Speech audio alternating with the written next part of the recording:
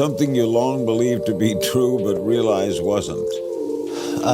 Well, as one of the main opponents of the Illuminati, I always wanted to know what information they had that we didn't. In the world of Hollywood, rumors spread like wildfire. But when Katt Williams speaks, people listen. Known for his raw honesty and fearless nature, Katt has never shied away from exposing the truth others are too afraid to whisper. But this time, his words didn't just stir controversy, they sparked a chilling mystery. In a shocking revelation, Katt confirmed that Malcolm-Jamal Warner, beloved actor and star from The Cosby Show, may have been targeted, not by coincidence, not by chance, but by something much darker.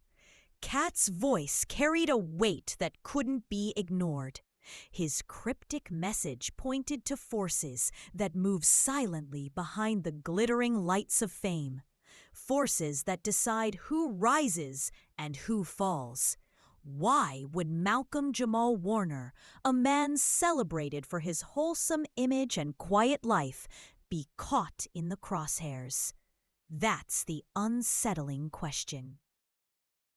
Life, it's fragile, and in the blink of an eye, you never know. You never know. So speaking of legacy, what do you hope that your legacy is going to be? There is part of me that I will be able to leave this earth, knowing and people knowing that I And then comes the word setup. Was Warner being cornered? Was his reputation or even his life placed in danger by powerful figures lurking in the shadows? Each hint Katt dropped felt less like gossip and more like a coded warning. As we peel back the layers, one thing becomes certain. This is no ordinary Hollywood rumor.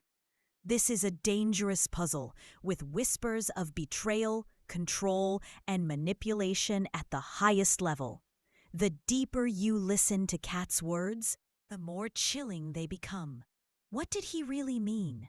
And more importantly, who was behind the plot? The answer lies not in speculation, but in the hidden connections between fame, power, and silence. The kind of silence that costs everything.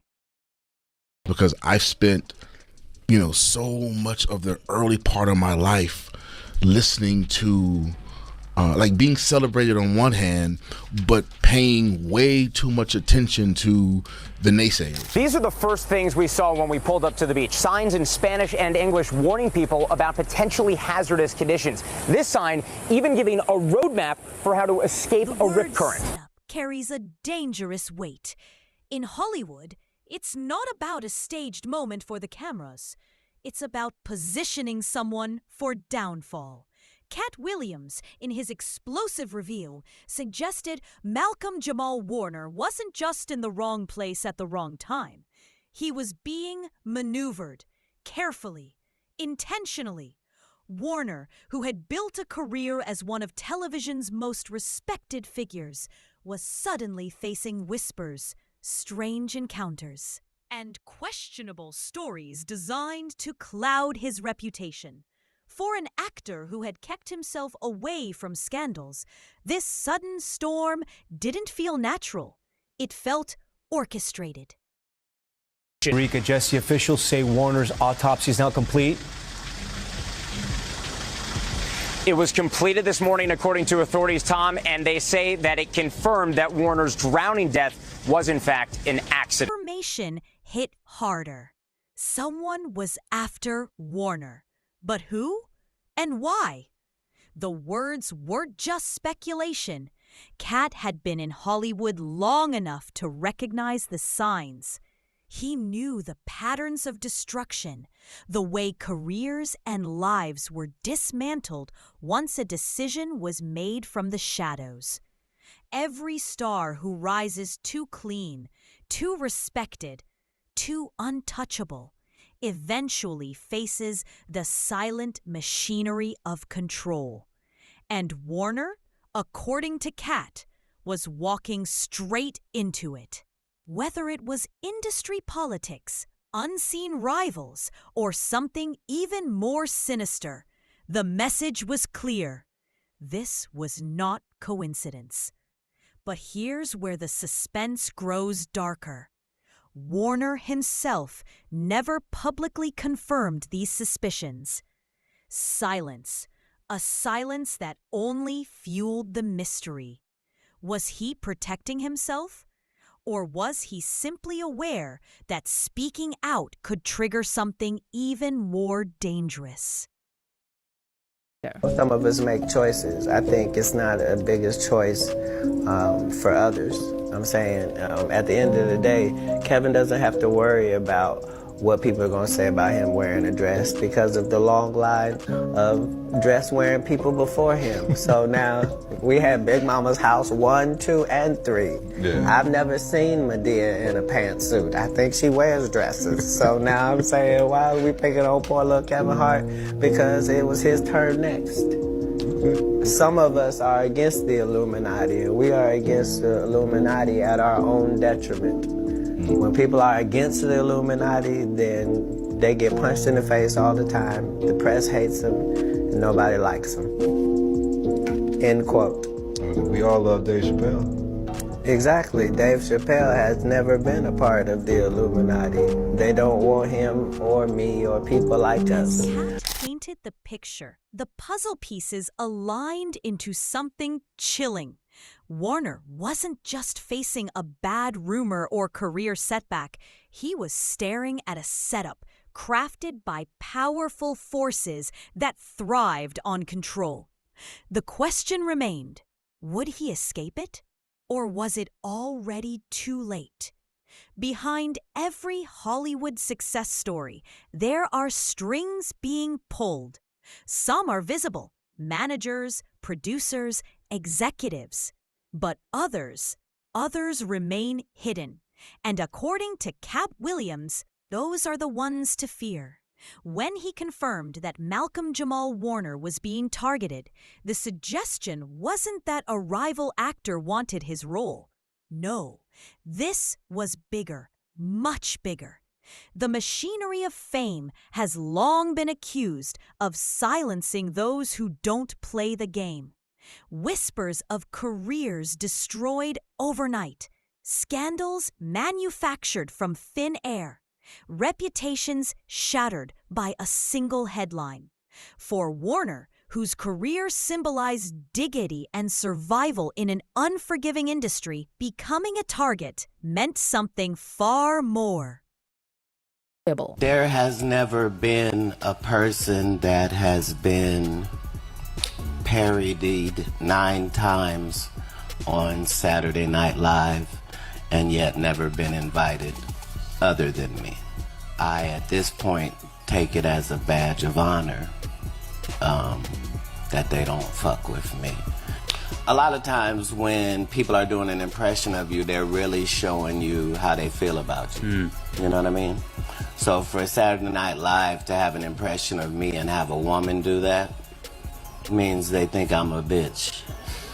And I understand that that's what they're saying when they do that. I understand how the game goes, and I understand that if you love me, I know why you do.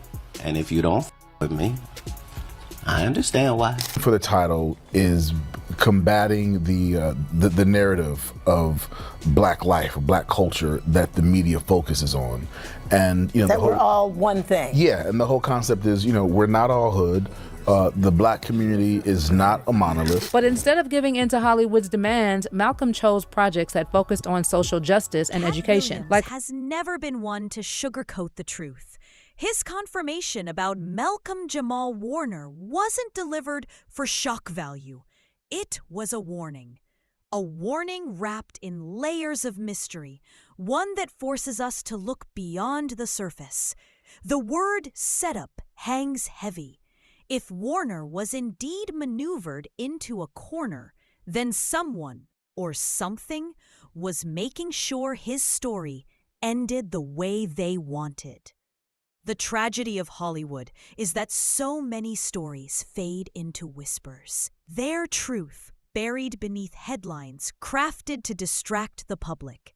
But when Katt pulled back the curtain, even slightly, the silence became deafening. Malcolm-Jamal Warner, once the bright face of family television, suddenly looked like a man standing in the middle of a storm he didn't create. The clues were subtle but undeniable. Unexpected narratives, sudden changes, quiet distancing from powerful circles. To those paying attention, the setup was clear. And Drake beef, which, you know, they talk about how much they hate each other and give all these references to violence and that sort of stuff. Yeah. Do you think, even though we enjoy those songs and they're bops, do you think that has a detrimental impact upon the culture ultimately? Ultimately, yes. It's been normalized for, you know, us to call ourselves the N-word, right? And we like to talk about how we've taken the power of that word back. But I'm of the school of thought. If I'm trying to speak love and upliftment to my brother, why am I going to borrow a word from people who use the word because they hate me? But we get caught up in, oh, well, we're turning the N-word into a positive. But our music is not reflecting positivity, love, and upliftment of our culture. And we're at a point now where so much of our, especially our music, so much of our black music, when you strip away the music and just listen to the lyrics, so much of our black music is really anti-black. Oh, you think so? When you think about it, think of, you know, I mean, you almost cannot have hip-hop without talking about drugs, using the N-word, and murking somebody. Right. You know, or calling a female, you know, a bitch or a hoe. Like that's become such we've normalized that so much that I think we need a space where we can say, wait a minute, wait, that's not all who we are. Lies the ultimate question. Did Warner survive the trap? Katt never fully revealed the ending. His confirmation gave us the who, but the why remains wrapped in shadows. Was Warner's independence a threat? Was he caught in a larger agenda meant to silence strong voices? Or was he simply a symbol, a reminder that no one in Hollywood is untouchable? The suspense doesn't end with answers. It ends with unease. Because if what Katt Williams said is true, then Warner's story is not just about him. It's about the entire system. A system where the brightest lights are often surrounded by the darkest shadows. And in those shadows, the setups are waiting, watching, preparing for their next target.